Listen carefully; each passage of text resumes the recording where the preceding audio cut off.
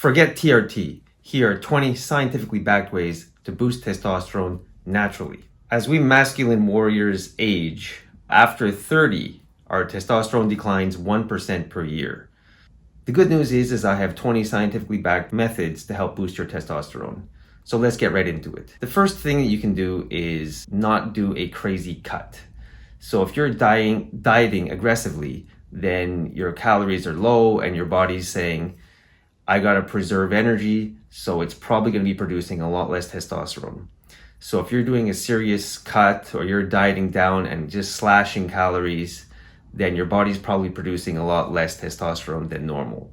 So one way to obviously offset this is to, if you're still dieting, that's fine, but don't do a really aggressive cut or maybe cycle your calories. But if you're aggressively cutting, then there's a good chance that your testosterone levels are going to be quite low. Point number 2 is don't neglect rest. So if you've been going hard in the gym, balls to the wall training 6 days a week or something like that, then cortisol levels might be high, especially if you've been going quite hard for an extended period of time. So you might need to take some time off, because when you're overdoing it or you're, just training super hard for super long, then you might not be producing enough testosterone. Point number 3 is to make sure you're getting enough sun exposure, or at least enough vitamin D, because sun obviously helps with vitamin D production. In studies that were done between men who were taking a placebo versus men who were taking a supplement of vitamin D, the vitamin D supplemented group had higher testosterone levels than the control group. It's been shown that either supplementing or getting enough sunshine, which will help produce vitamin D, will elevate our testosterone levels. Point number 4 is to eat garlic and onions. And what most people do is throw them in the frying pan and saute them. But it looks like the best way to consume them is either boiled or steamed. Obviously, supplements also work. And the reason for this is there's an element in the garlic and onions called allicin. And this helps raise testosterone levels. So consuming enough garlic and onions or taking a garlic supplement will help in the same way. Point number 5 is to get enough zinc in your diet, or through a supplement. Personally, I take a supplement with methionine in it, which is supposed to help with zinc absorption. So that's what I would recommend doing if you're not eating a lot of nuts or shellfish and foods high in zinc. Personally, for the selenium, I also like to do a Brazil nut, one or two of those a day. So that's another way to do it. But again, a zinc supplement with methionine added into it will help with those T levels. Point number 6 is to make sure that you're getting enough healthy fats, like avocados, and again, nuts are a great source. Olive oils and those type of cooking oils, they're not bad. I wouldn't rely on oils for your source of fat, but as long as you're getting enough fat in your diet, then your testosterone levels should be at an adequate production. But they actually showed in another study where they were playing with macronutrients, and they found that no matter which macronutrient that they raised or lowered, the overall baseline of calories was a bigger determinant in whether or not testosterone would be produced. So basically what that means is, as back to point number 1, as long as you're not cutting really, really hard and you're eating enough calories, it doesn't seem to matter as much how much fat and how much protein and that type of thing that you're eating. It's just as long as you're getting enough calories in your diet. But again, this was another study that was done, says healthy fats. So that's point number 6. Point number 7 is to do resistance training. Now, I don't think I need to tell you guys that. Hopefully you guys, if you're watching this channel, you're already working out either with body weight or hitting the weights.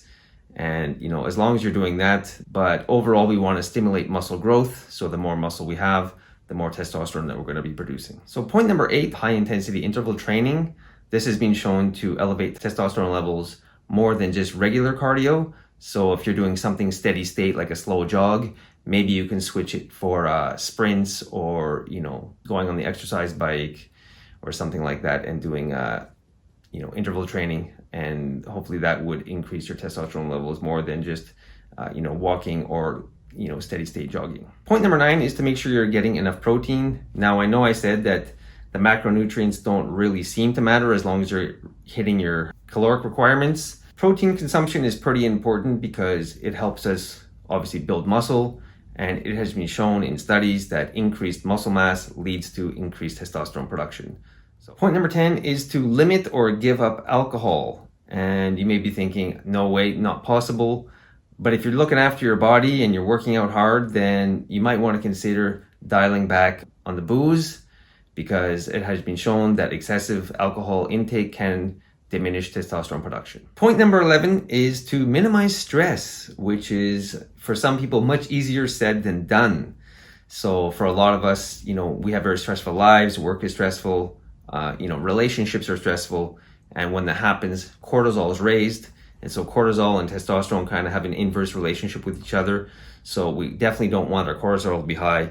We want our testosterone to be high. So if we can lower our stress levels by doing something like relaxation techniques, a yoga class, meditation, or just, taking a breather once in a while, not, sprinting through life, then your testosterone levels are going to be at a more reasonable level.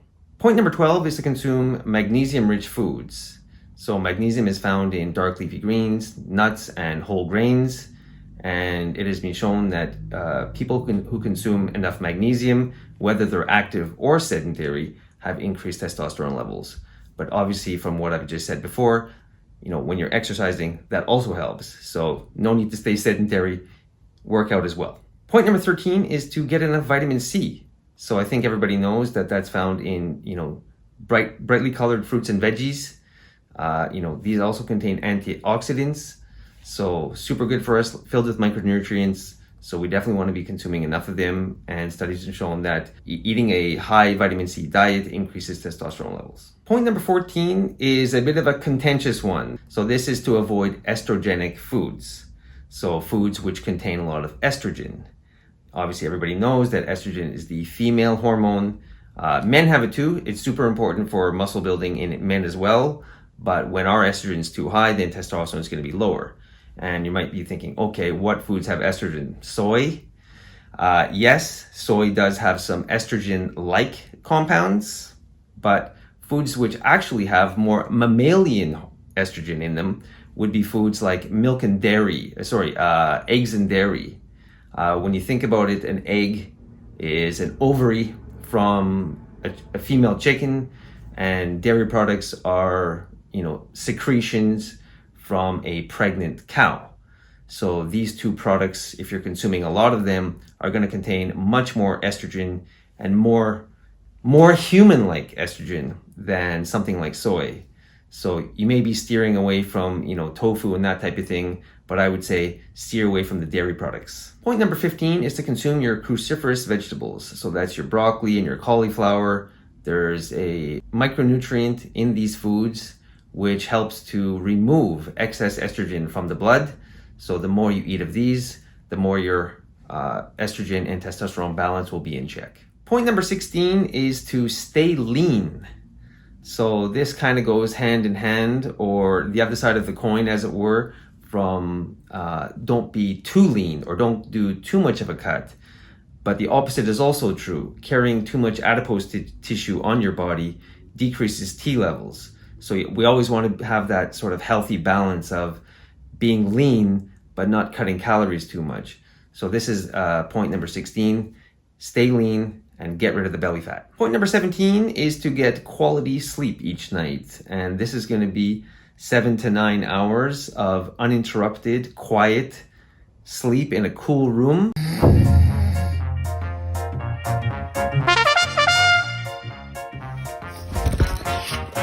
As far as scientific studies show, it doesn't really matter what time you go to bed. So you don't have to go to bed before midnight, even though for a lot of people that works well.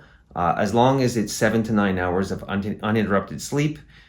So if you're a night shift worker or overnight shift worker, doesn't affect your testosterone levels as long as you're sleeping in the same rhythm on a daily basis. So that's this point. Make sure you're getting quality sleep. Point number 18 is to win at fights. And if you're not able to win at fights, or you don't fight at all, then another way to increase testosterone levels is to watch fighting. So watching a boxing match or MMA or something like that actually does increase testosterone levels. But it's shown that when two people fight, the loser will have much lower testosterone than the winner. And even still, when the winner is winning consecutively, the testosterone level continues to rise. So that's this point. Try to fight, try to win, and if that's not possible, watch other people fight. Point number 19 is to avoid plastics. And I think I may have to make an entire video or a separate video on this issue because it's such an important one, it's such a complex one. But basically, in a nutshell, we want to avoid things with phthalates in them. So this is going to be like plastic drinking bottles, or if you're microwaving your food in plastic containers, shower curtains, rugs. There's a lot of things in our environment which contain these phthalates, which are in plastics, which you want to avoid. So in your kitchen, try to use glass containers or metal containers, wooden cutting boards, avoid those plastic ones. Even the ones that say BPA free in that, better not trust it. Same thing for shower curtains. You can get phthalate free shower curtains. So there's a lot of options for avoiding these plastics, but it's been shown that, since the advent of plastic, male fertility rates and male testosterone levels have been decreasing. And one of the main contributors is our exposure to these phthalates, which are in plastics. So as much as possible, try to use more natural products like glass, metal, and wood. Okay, we've made it to the last point, point number 20. And this one, as well as the point number 14, is a little bit contentious. But this point is to stay single. It's been shown that men who are in committed relationships, especially when those relationships contain children in them, their testosterone levels are much lower than wild single men out on the town doing their thing. So I'm definitely not advocating that all guys be single, but if you're not in a committed relationship, then your testosterone levels are probably going to be higher. Everything is perfect, it's falling into place. I can't seem to wipe this smile off my face. But having said that, I must give a huge shout out or, mad respect to all the fathers out there. You guys are doing an awesome job. But for all the single guys, maybe try to stay single as long as possible if, increasing testosterone is something that is, a goal of yours. So there we have it. We made it to the end. There's 20 natural and basically free methods for increasing your testosterone. Give them a shot. Try them out. You may not want to do all of them at once, but do a few. Let me know down in the comment section below which ones you think are the most effective, or if there's any that I missed that are on your list, which are natural, which don't include a supplement that you have to buy. So again, thanks for making it to the end of this video. We'll see you in the next one. And with that, I'm out.